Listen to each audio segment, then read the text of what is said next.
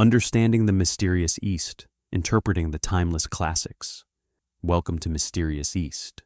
Today, let us uncover the hidden truth behind Jin Ping Mei. Chapter 4. The Final Reckoning. Friends, last time we witnessed the darkest tragedy inside the He-Men household. Li Pinger died carrying her longing for love.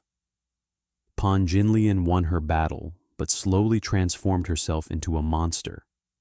And He-Man Ching, after briefly touching something resembling true affection, began sliding toward destruction. Now the final reckoning begins. And what about Pan Jinlian, the true culprit behind everything? She watched coldly from the shadows. Even when the child died, a twisted sense of revenge quietly surfaced inside her heart. At this point, many readers might think, Pan Jinlian won. She eliminated her greatest rival, destroyed the heir. Surely now she could finally return to the center of the household. But this is exactly where Jin Ping Mei reveals its brilliance. Inside this game, there are no winners. After Li Pinger died, how did He-Man Ching react? Most people imagine He-Man Ching as a heartless playboy, the kind of man who simply replaces one woman with another. But here, the author suddenly changes tone and reveals the only moment of genuine emotion in He-Man Ching's entire life. And ironically, that very emotion becomes the direct cause of his destruction.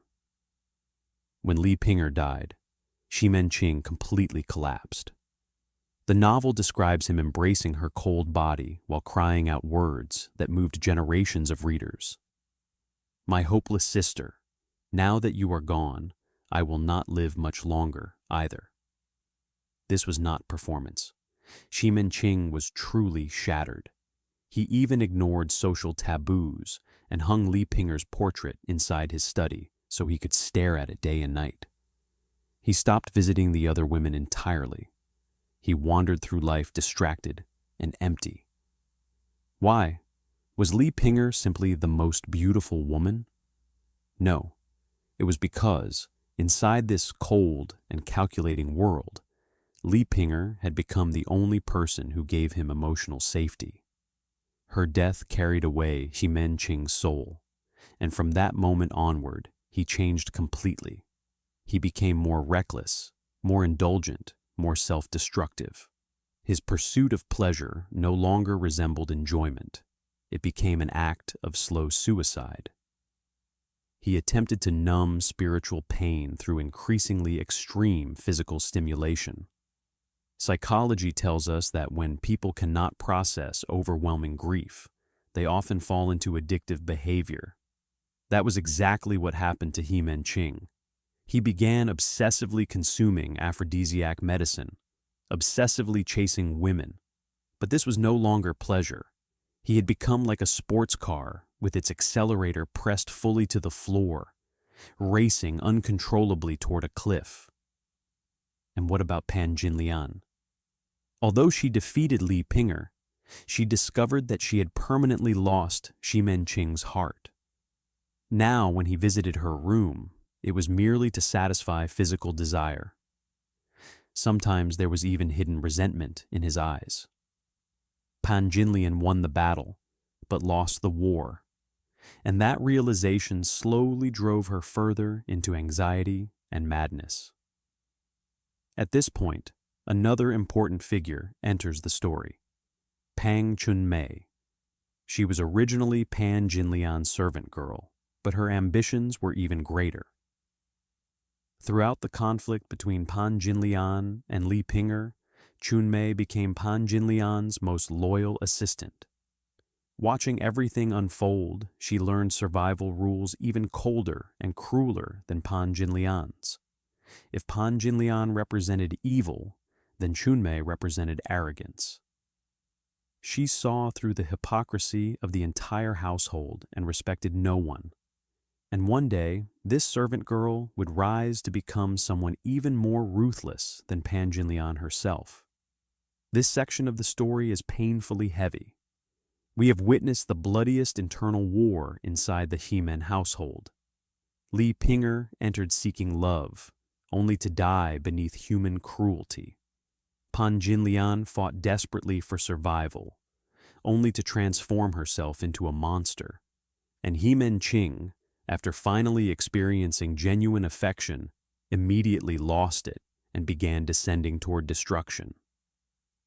Jin Ping Mei tells us something terrifying. Inside a world without fairness, without rules, without trust, every victory is temporary, and every relationship eventually becomes poisonous. People often say that personality shapes destiny. Li Ping'er's tragedy teaches us that inside a pack of wolves, being a sheep is dangerous. Kindness without strength eventually invites destruction. Your compassion must carry sharp edges. Otherwise, your tolerance simply becomes a staircase for evil people to climb higher. And Ji-Men Qing's tragedy teaches us something equally painful. Excessive indulgence is often an attempt to escape inner emptiness. When someone becomes obsessed with endless stimulation, it is usually because they are deeply lonely and suffering inside. At this point in the story, Ji-Men Qing's life had already entered its countdown phase. The once untouchable, richest man in Qinghe County. The man who controlled both the underworld and the elite was approaching his final judgment, and his death would be ugly, absurd, humiliating. With his death, the entire He-Man Empire would collapse overnight. The people who depended on him, the people who flattered him, the people who secretly hated him. What would they reveal once he disappeared? And what fate awaited Pan Jinlian? This is the final stage of Jin Ping Mei. In the earlier chapters, we witnessed desire burning wildly. We witnessed power struggles devouring human lives. Ji-Men Qing's empire once appeared indestructible. Pan Jinlian's manipulation once seemed unbeatable. But as the old saying goes, we watch towers rise, we watch feasts begin, and eventually we watch the tower collapse. This final section is both the cruelest and most compassionate part of the entire novel. Because now we arrive at reckoning. Not only the reckoning of Ji-Men Qing, but the inevitable ending faced by everyone consumed by desire. Now let us return once more to the Ji-Men household. It is the Lantern Festival, the 15th day of the first lunar month. The entire county is overflowing with lights, celebration, and fireworks.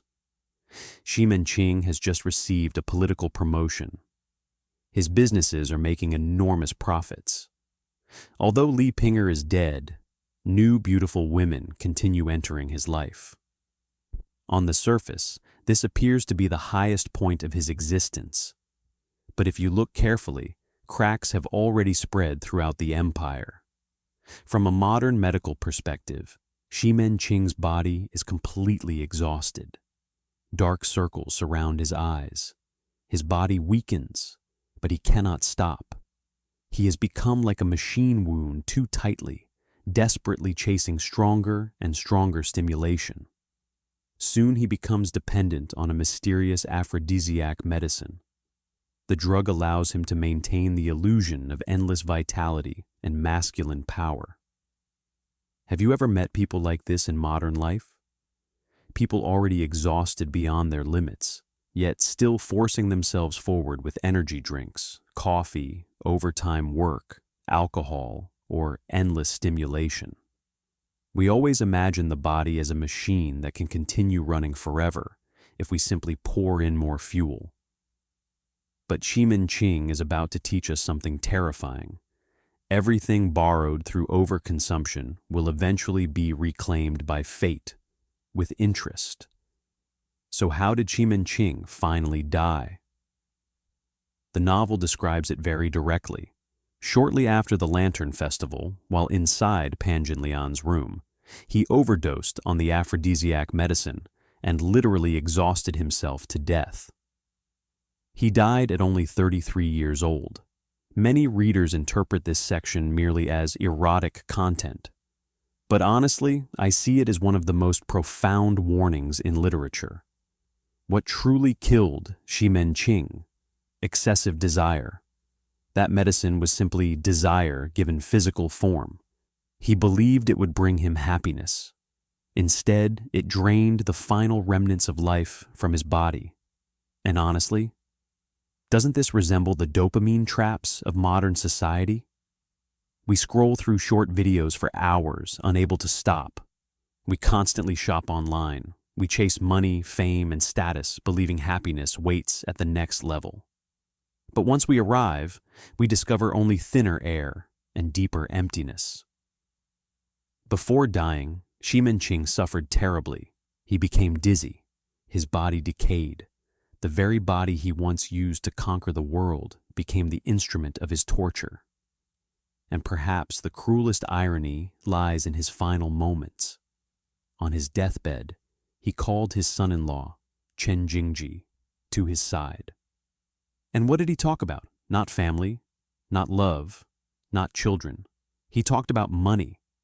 How much silver remained in the businesses? How many debts were still owed? How much inventory remained in storage? Even at the very end of his life, his mind was still calculating numbers. He lived his entire existence like a giant machine of calculation. He believed he possessed everything, but in the end, he carried nothing away, not even a single sincere emotional connection. And the moment Xi Menqing died, the great tree lost its roots. What happened afterward became the true horror story of human nature. Friends, we have now said goodbye to Xi Menqing. He died inside the giant web of desire he spent his entire life weaving.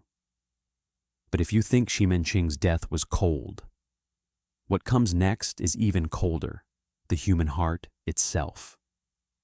The moment the great tree fell, the monkeys scattered.